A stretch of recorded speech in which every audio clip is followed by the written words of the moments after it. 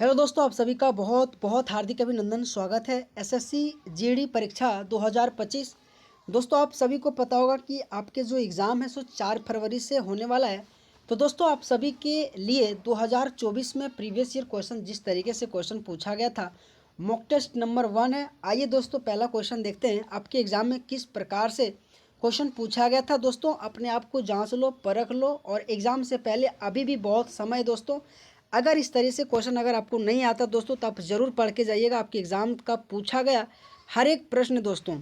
पहला क्वेश्चन है कि स्वतंत्रता के बाद भारत ने प्रथम प्रधानमंत्री जवाहरलाल नेहरू के प्रभाव में 1951 में पहली बार जो पंचवर्षीय योजना लॉन्च किया था, तो किस प्रभाव से लॉन्च किया गया था? तो बेसिकली आपके समाजवादी प्रभाव के कारण से आपके पंचवर्षीय योजना 1951 में लॉन्च किया गया था। दोस्तों, मैं आपको बता देता हूँ कि जो आपके पंचवर्षीय योजना है, पहला पंचवर्षीय योजना 1900 आपके 51 से लेकर 56 के बीच चला था। दोस्तों, आपको याद रखना है। अगर मैं बात करूं जो पहला पंचवर्षीय योजना हुआ था, ये किस पे आधारित था दोस्तों? तो ये बेसिकली कृषि पे आधारित था। और ये भी आपके एग्जाम में क्वेश्चन पूछा जाता है कि पहला जो पंचवर्षीय योजना हुआ था किस मॉडल पे आधारित था। तो दोस्तों, इस तरीके से आपको याद रखना है। अगर मैं बात करूं दूसरे पंचवर्षीय योजना, तो आपके 56 से 61, फिर जाके 61 से 66। उसके बाद दोस्तों, आपके एग्जाम में एसएससी जीडी में कई बार का क्वेश्चन पूछा गया है कि पंचवर्षीय योजना को ख़त्म करके फिर जाके किस योजना को लाया गया था। तो बस बेसिकली नीति आयोग को लाया गया था दोस्तों, आपको याद रखना है। और 2015 में स्थापना किया गया था। और दोस्तों, हमेशा आपके एग्जाम में पंचवर्षीय योजना से संबंधित, नीति आयोग से संबंधित क्वेश्चन पूछा जाता है। और बेसिकली इस क्वेश्चन को भी आप याद रखिएगा, आपके एग्जाम के लिए बहुत इंपॉर्टेंट बनेगा। अगर दोस्तों आपको क्लास अच्छा लग रहा ना, आप सबसे रिक्वेस्ट है हमारे चैनल को आप जरूर दोस्तों लाइक करना, सब्सक्राइब करना दोस्तों। अगला क्वेश्चन है कि भारत में दूसरे चीफ ऑफ डिफेंस जो स्टाफ सीडीएस के रूप में निम्नलिखित में से किसे नियुक्त किया गया? तो बेसिकली इस क्वेश्चन का आंसर आ जाएगा लेफ्टिनेंट जनरल अनिल चौहान को। दोस्तों, आपको याद रखना। लेकिन दोस्तों, मैं आपको एक कुछ कह रहा हूँ दोस्तों कि अभी आपके आरपीएफ एसआई टेक्नीशियन और आपके जेई और आपके एसएससी एनटीपीसी और आपके जो स्टेनोग्राफर का एग्ज़ाम है दोस्तों, इन सारा एग्ज़ाम दोस्तों ख़त्म हो चुका है। लेकिन दोस्तों, आप जाके हर एक एग्ज़ाम को उठा के देख लीजिए दोस्तों, कोई ऐसा शिफ्ट नहीं दोस्तों जिसमें से वर्तमान में कौन क्या है और लेटेस्ट अपॉइंटमेंट से क्वेश्चन ना आया होगा। इसीलिए दोस्तों, मैं कह रहा हूँ ना कि आप जाके एक बार ज़रूर पढ़ लीजिएगा कि वर्तमान में कौन क्या है, क्योंकि आपके एग्ज़ाम में क्वेश्चन पूछा जा रहा है, हर एक एग्ज़ाम में क्वेश्चन पूछा जा रहा है। तो दोस्तों, आपको याद रखना है। अगला क्वेश्चन है कि निम्नलिखित में से आरबीआई का कार्य क्या है? तो बेसिकली मुद्रा जारी करना और आखिरी कर्जदाता, ये दोनों आपका जो कि आरबीआई का कार्य है। और ऑप्शन ये और दो दोनों जो कि सही आ जाएगा। दोस्तों, आपके एग्जाम में आरबीआई से संबंधित क्या क्या क्वेश्चन पूछा जाता है, आइए थोड़ा एक मिनट में जानते हैं। आरबीआई का गठन की मैं बात करूँ तो 1934 में आपको याद रखना है। आरबीआई की मैं स्थापना की बात करूँ तो 1935 में आपको याद रखना है। आरबीआई का राष्ट्रीयकरण कब हुआ था? तो 1949 में। दोस्तों, ये आपके एग्जाम के लिए बहुत इंपॉर्टेंट बनेगा कि आरबीआई का जो राष्ट्रीयकरण हुआ था सो कब हुआ था? तो 1949 में हुआ था, जो हमेशा आपके एग्जाम में क्वेश्चन पूछा जाता है। और दोस्तों, बेसिकली एक और इम्पॉर्टेंट क्वेश्चन इससे भी ज़्यादा बनता है कि जब आरबीआई जब कार्य में शुरू हुआ था, तो उस समय कितने पूंजी लागत के साथ अपना कार्य को प्रारंभ किया गया था? दोस्तों, आपके एग्जाम में कई बार क्वेश्चन पूछा गया, तो 5 करोड़ के साथ आपके आरबीआई कार्य करना का आरंभ किया था दोस्तों। और आपको आरबीआई से संबंधित याद रखना दोस्तों, हमेशा आपके एग्जाम में क्वेश्चन पूछा जाता है। इसी तरह से दोस्तों, एक आपके एग्जाम में एसबीआई से संबंधित क्वेश्चन पूछा जाता है। अगर मैं बात करूं दोस्तों, एसबीआई जो कि इसका पहले नाम इंपीरियल बैंक के नाम से जाना जाता था, कि 1955 के बाद इंपीरियल बैंक को ख़त्म करके आरबीआई जो कि एसबीआई नाम रखा गया। दोस्तों, आपको याद रखना है, bank of Bengal, bank of Bombay और बैंक ऑफ मद्रास, इन तीनों को मिलाकर 1921 में इंपीरियल बैंक बनाया गया। और फिर जाके इंपीरियल बैंक से 1955 के बाद आपके एसबीआई का नाम दिया गया। तो कहीं ना कहीं आपके आरबीआई, एसबीआई इन सभी एग्जामों के लिए इंपॉर्टेंट बनता है, आपके एसएससी जीडी के लिए इंपॉर्टेंट बनता है, या फिर दोस्तों आप कोई भी एग्जाम दीजिए, बहुत इंपॉर्टेंट आप सबके लिए क्वेश्चन बनता है। आप सबसे दोस्तों रिक्वेस्ट है, अगर आपको क्लास अच्छा लग रहा है ना, तो आप सबसे रिक्वेस्ट है हमारे चैनल को आप जरूर सब्सक्राइब करना दोस्तों, लाइक करना दोस्तों। अगला क्वेश्चन है कि पन्नालाल घोष निम्नलिखित में से किस वाद्य यंत्र के लिए प्रसिद्ध है? बेसिकली बांसुरी से आपके पन्नालाल घोष। मैं दोस्तों एक बात आपको कह रहा हूँ कि आपके एसएससी जीडी में एक जो कि टॉपिक बहुत इंपॉर्टेंट करता है, जैसे कि शास्त्रीय नृत्य, लोक नृत्य, आपके फेस्टिवल और आपके वाद्य यंत्र। ये 4 टॉपिक आपके एग्जाम में 3 से 4 क्वेश्चन यकीनन मानो कि रहेगा ही, कोई शक नहीं दोस्तों, पूछा जाता है। जिसमें से एक वाद्य यंत्र से संबंधित क्वेश्चन पूछा जाता है, जिसमें से क्वेश्चन आया था कि जो पन्नालाल घोष है ना, किस वाद्य यंत्र से संबंधित है। बेसिकली बांसुरी आ जाएगा दोस्तों। अगर मैं बात करूं बांसुरी से संबंधित एक और बहुत बड़े नाम हरि प्रसाद चौरसिया भी आपको याद रखना है कि हरि प्रसाद चौरसिया किस वाद्य यंत्र के लिए जाना जाता है, तो ये भी आपके आपकी बांसुरी के जाना जाता है। ठीक है दोस्तों। अच्छा दोस्तों, यहाँ बात खत्म नहीं हुआ दोस्तों। अगर मैं बात करूँ आपके शहनाई से आपके सबसे बड़े नाम में कि मैं बात करूँ, तो आपको बिस्मिल्लाह खां याद रखना दोस्तों कि शहनाई से सबसे बड़े नाम तो बिस्मिल्लाह खां।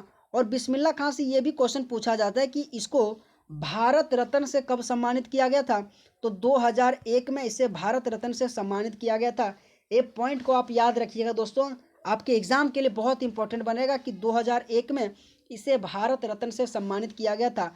लेकिन दोस्तों अगर मैं बात करूं कि तबला से संबंधित आपके जाकिर हुसैन आपके एग्जाम के लिए बहुत इंपॉर्टेंट बनेगा, क्योंकि जाकिर हुसैन का 2024 में निधन हो गया। और आपके एसएससी में कोई भी एग्जाम हो, अगर कोई भी क्षेत्र में महारथी हासिल किया है और उनका निधन आपके हो गया है, वो किस क्षेत्र से संबंधित था, उनको कब पुरस्कार से सम्मानित किया गया, आपके एसएससी में क्वेश्चन पूछा जाता है। तो बहुत इंपॉर्टेंट बनेगा आपके जाकिर हुसैन जो तबला वादक से संबंधित था और आपके एग्जाम के लिए इंपॉर्टेंट बनेगा। बांसुरी वादक आपके पन्नालाल घोष। अगर मैं घटम की बात करूं तो टी.एच. विनायक राम आपको याद रखना दोस्तों, आपके एग्जाम के लिए बहुत इंपॉर्टेंट बनता है कि टी.एच. विनायक राम किस वाद्य यंत्र से संबंधित है, तो बेसिकली आपके घटम से संबंधित है। दोस्तों आपको मैं कह रहा हूँ फिर ना, जिस तरीके से आपके एग्जाम में क्वेश्चन पूछा जाता है बस वैसा ही लेवल दोस्तों, और वैसा ही दोस्तों मुझे जहाँ तक लग रहा है मैं आपके लिए एक्सप्लेन कर रहा हूँ दोस्तों। बस आपसे ही रिक्वेस्ट है दोस्तों, मेरी मेहनत के लिए आप हमारे चैनल को आप जरूर लाइक करना दोस्तों, सब्सक्राइब करना दोस्तों। यकीनन दोस्तों आज मॉक टेस्ट नंबर 1 है, आप हमारे साथ जरूर जुड़िएगा दोस्तों। और आने वाले मॉक टेस्ट में आपको हर एक क्वेश्चन इस तरीके से मैं कराऊंगा ना दोस्तों, आपके एग्जाम के लिए हर एक क्वेश्चन इंपॉर्टेंट बनेगा दोस्तों।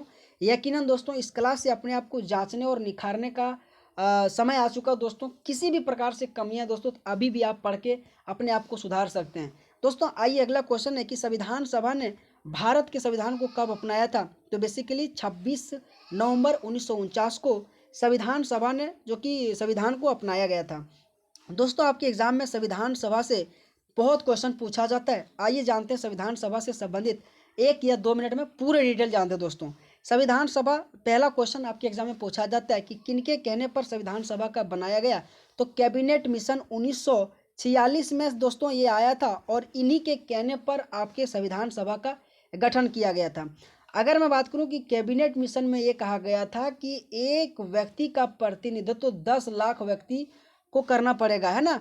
ये आपके एग्जाम में इंपॉर्टेंट बनता है कि एक व्यक्ति का प्रतिनिधित्व कितने लोगों का था, तो 10 लाख लोगों का जो प्रतिनिधित्व करेगा ना, ये एक व्यक्ति कहेगा। और ये आपके कैबिनेट मिशन में कहा गया था। साथ ही दोस्तों इन्हीं के कहने पर संविधान सभा का गठन आपके 6 दिसंबर 1946 को किया गया था। साथ ही दोस्तों अगर मैं बात करूं इनका संविधान सभा का पहला बैठक तो 9 दिसंबर 1946 को किया गया था। आपको याद रखना दोस्तों, आपके एग्जाम के लिए इंपॉर्टेंट बनता है।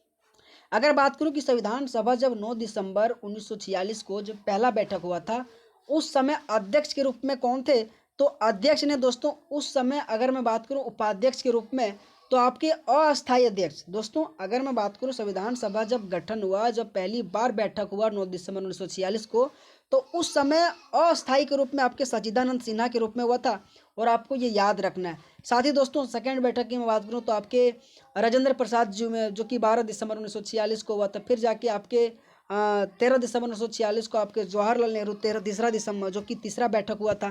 तो दोस्तों इस तरीके से संविधान सभा से आपके एग्जाम में हमेशा क्वेश्चन देखने को मिलता है, पूछा जाता है दोस्तों, आपको याद रखना है।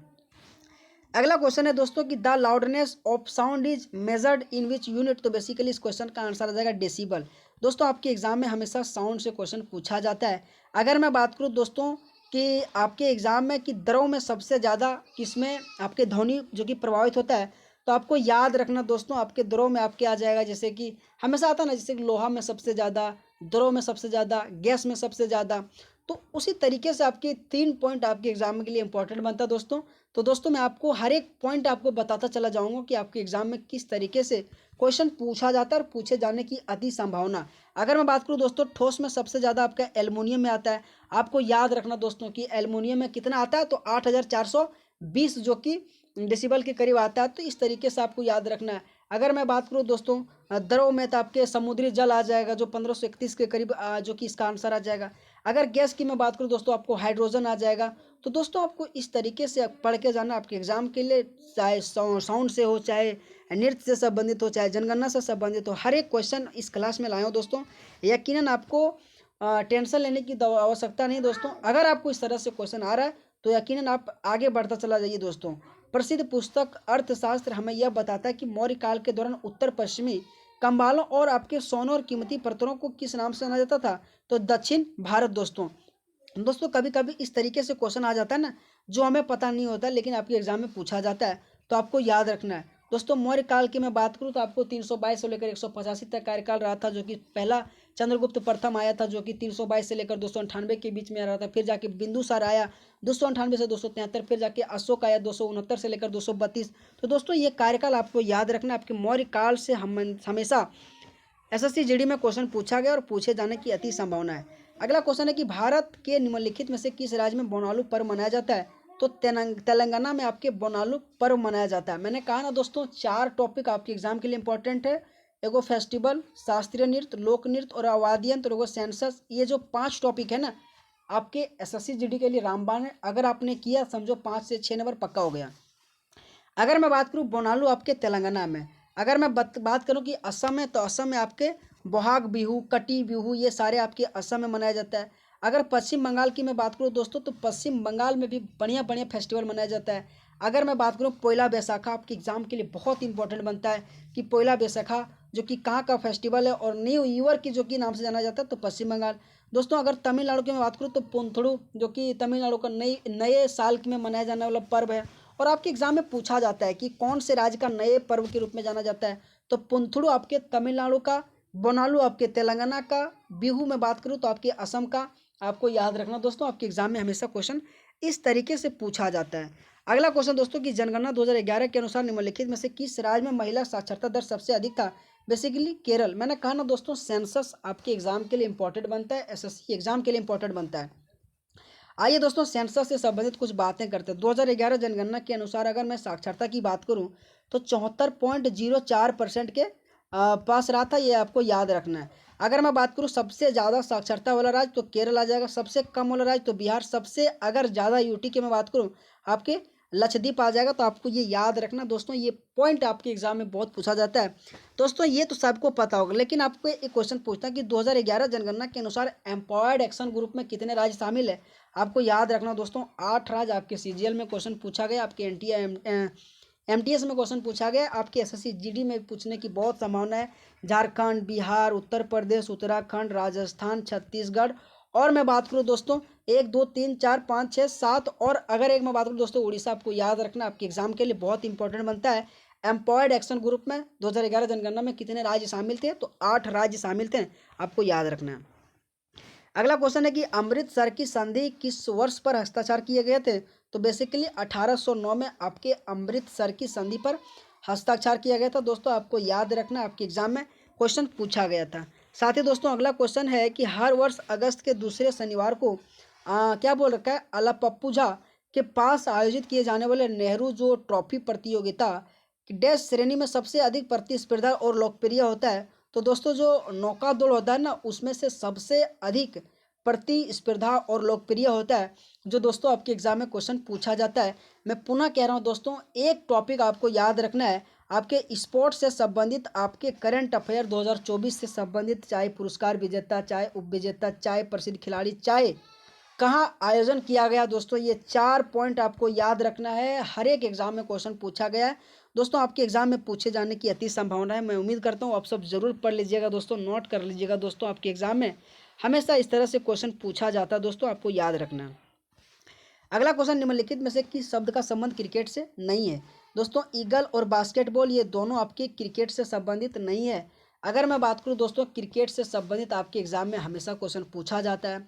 अगर मैं बात करूं क्रिकेट से अगर संबंधित अगर ट्रॉफी की बात करूं दोस्तों, तो देवधर ट्रॉफी आ जाएगा, सीके नायडू ट्रॉफी आ जाएगा आपके, और भी बहुत ईरानी ट्रॉफी आ जाएगा। ये सारे आपके ट्रॉफी से संबंधित क्रिकेट में पूछा जाता है।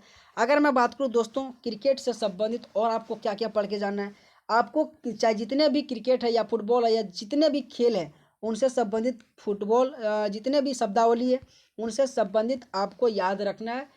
कब से संबंधित और उनसे संबंधित आपके किस राज्य में जो कि अभी वर्तमान में खेल आयोजन किया गया, ये टॉपिक आपके एग्जाम के लिए बहुत इंपॉर्टेंट बनता है। बेसिकली क्रिकेट ना ही ईगल ना बास्केटबॉल से संबंधित, तो आंसर इसका 1 और 2 आ जाएगा।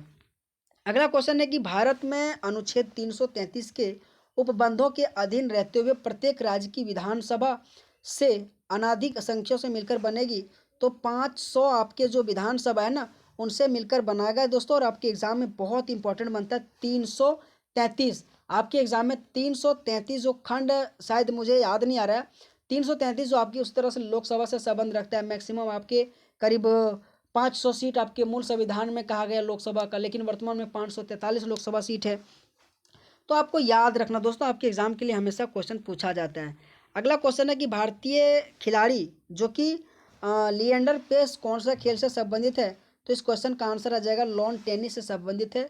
मैंने कहा ना अभी जितने भी खिलाड़ी 2000 जैसे कि भी डी गोगेस आपके एग्जाम में बहुत इंपॉर्टेंट बनेगा, क्योंकि अभी शतरंज में उन्होंने जीत के आया जो कि चाइना को हरा के आया था, तो उनसे संबंध पूछ लेगा कि वो किस खेल से संबंधित है।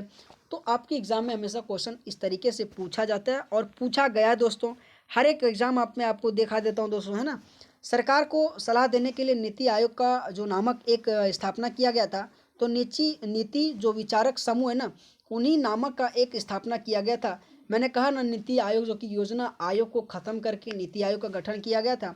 नीति आयोग की मैं बात करूँ दोस्तों 2015 में जो कि किया गया था, इसका अध्यक्ष में बात करूँ तो प्रधानमंत्री जी होते हैं, और आपके एग्ज़ाम के लिए इंपॉर्टेंट बनता है दोस्तों।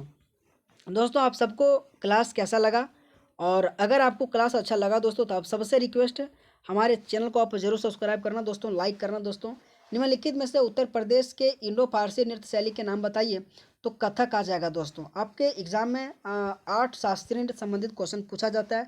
गरबा कहाँ का है, तो आपके गुजरात का आ जाएगा। छऊ कहाँ का है, तो छऊ जो कि आपके पश्चिम बंगाल, झारखंड और आपके उड़ीसा में मनाया जाता है। कथकली आपके केरल और कथक आपके यूपी में।